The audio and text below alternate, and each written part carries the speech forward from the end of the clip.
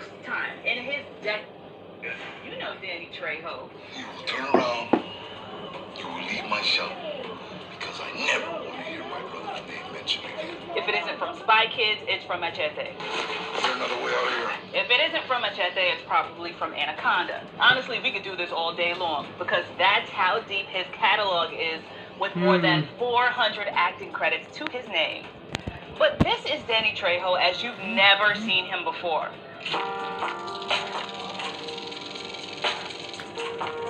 For the very first time in his decades-long career, the 77-year-old is giving us an in-depth look into his past in his book, Trejo, My Life of Crime, Redemption, and Hollywood. Way before the fame, the book starts by illustrating his unbelievable beginnings growing up in Los Angeles, California. What do you remember about that time? Looking back, I mean, it's nothing short of miraculous that you're here to tell this story. At one time, my life ambition was to be the lightweight and welterweight champion of San Quentin. I never thought I was getting out of prison. Danny says the men in his family were in and out of prison for, you name it. And that's exactly where Trejo thought he'd spend the rest of his life. One thing that's very interesting about your story is how you were not really raised by your parents. What kind of impact did it have on you? I had one uncle, my Uncle Gilbert, who just was like more my age and kind of almost became my big brother. Me and him just gravitated toward each other, and that was my role model. It just happened, you know, he was a drug addict and an armed robber. You pretty much saying you were kind of destined for this life. Oh, shit. Let's go ask someone if, you know, actually let's go find somewhere.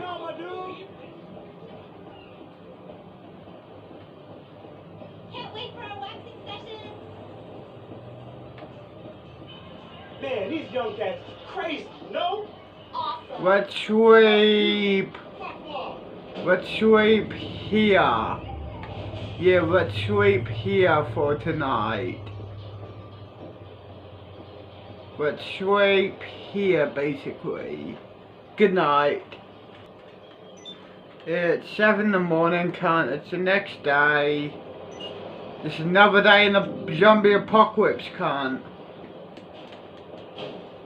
Man. It's another day in the zombie apocalypse.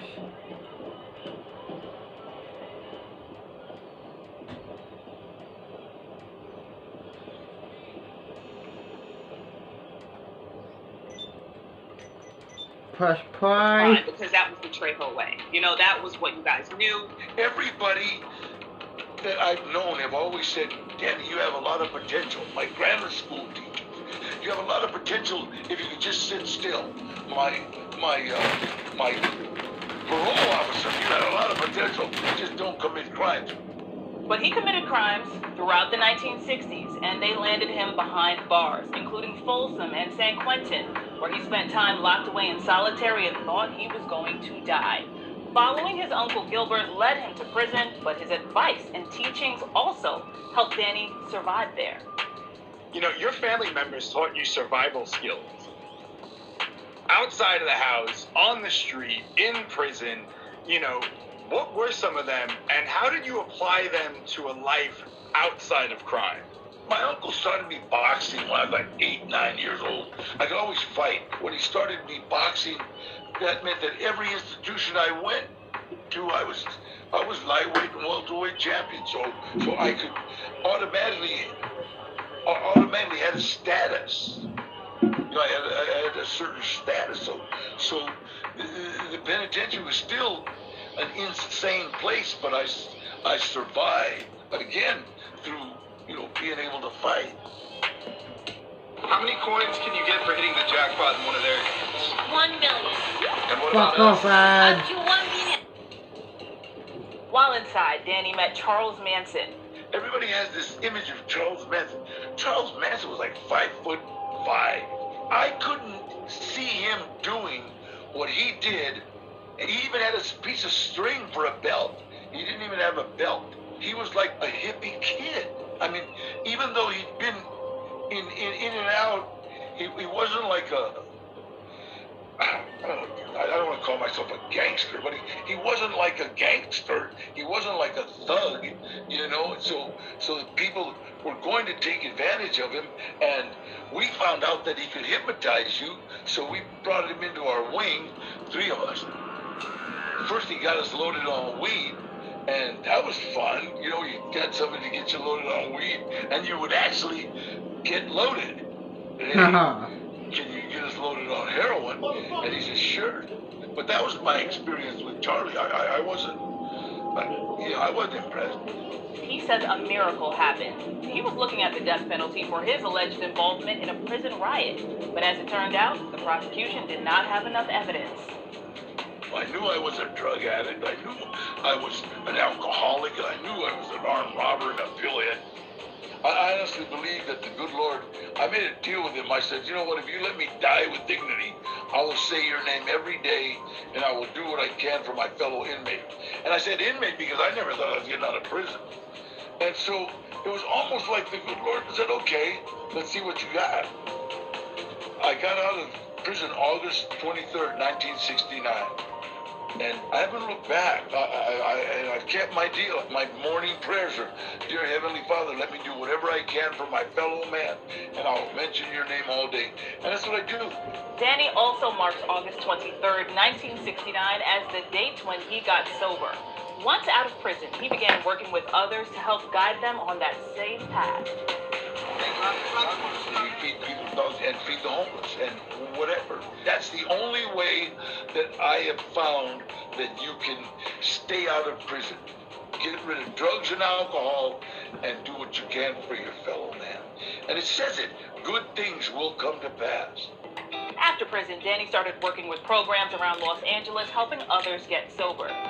In the middle of one night, after getting a frantic call from someone working as an extra pleading for his help to stay sober, he went searching for the guy on a movie set.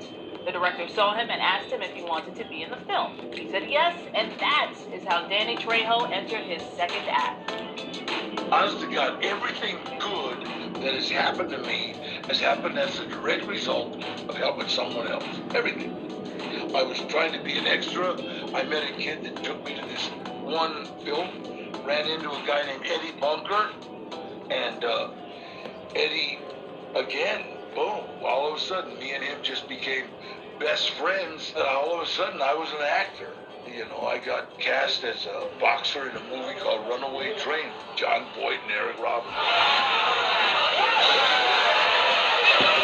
I haven't looked back. I played inmate number 1. I played bad guy. I played Chicano dude with tattoos. I never had a name the first, I think, 5 years of my career until I did a movie called Penitentiary 3 with Leon Isaac Kennedy. I was severe, and I actually had a name. And then the next time I was in a film with a name, it was with Charles Bronson. Hey, don't I know you from someplace? I didn't even play Mexican. I played Italian. Yeah, buddy. Yeah, really. Barcelona, I got to get blown up by Charles Bronson.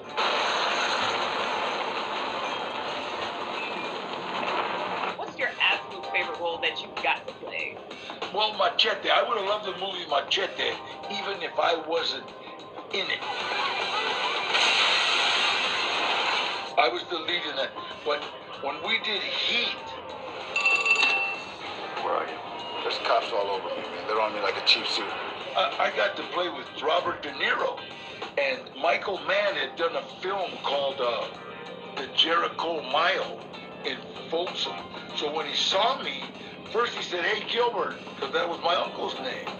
He knew Gilbert from Folsom when he did The Jericho Mile. And we started talking, and he could not get Gilbert out of his mind when he saw me. So if you see Heat, my name in Heat is Gilbert Trejo. Oh, wow.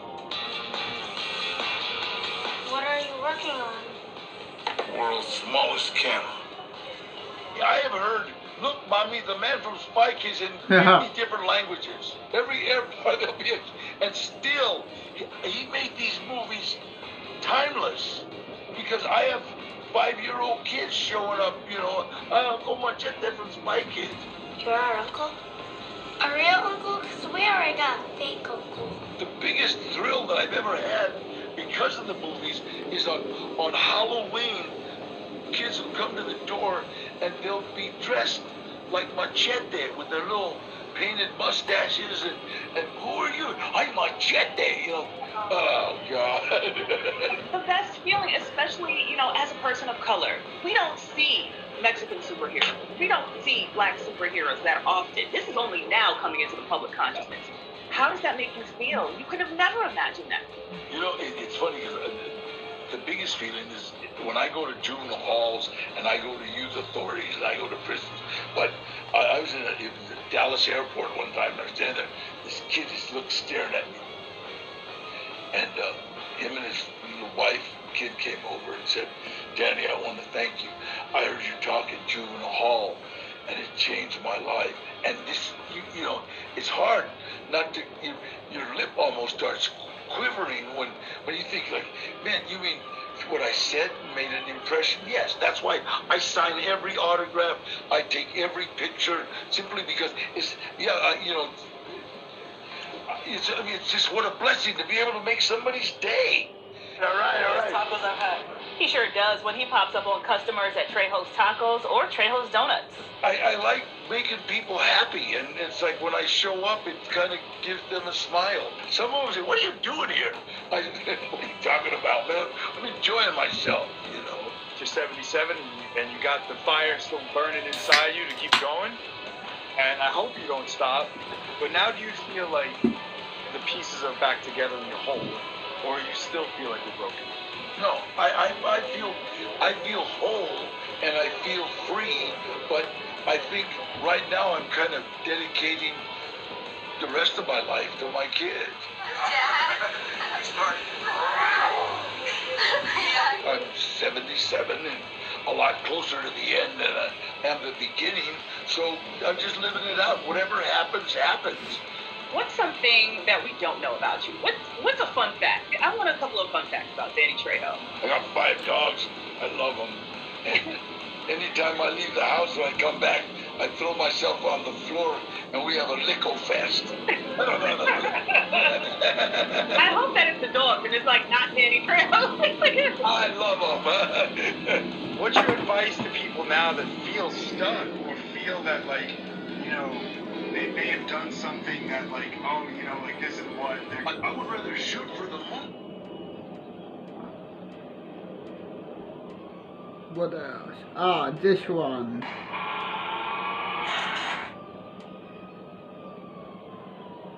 Yeah, I knew it. That's what I was afraid of. We got around the first time, and I was afraid that the second time would have been no bueno. Let's go get me a packet of chips. Why the fuck?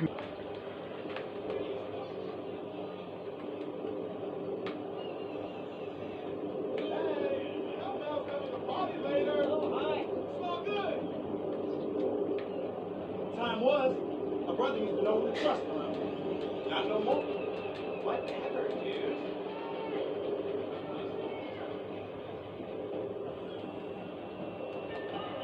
Hey, welcome to the store. What can I get you? Yeah, I would like a packet of chips, please. Sure, what type? Sand and vinegar, please. Cool. There'll be $5. Here's the $5. Cool. Here's a packet of chips. Thank you. Let's go sit down here, I guess.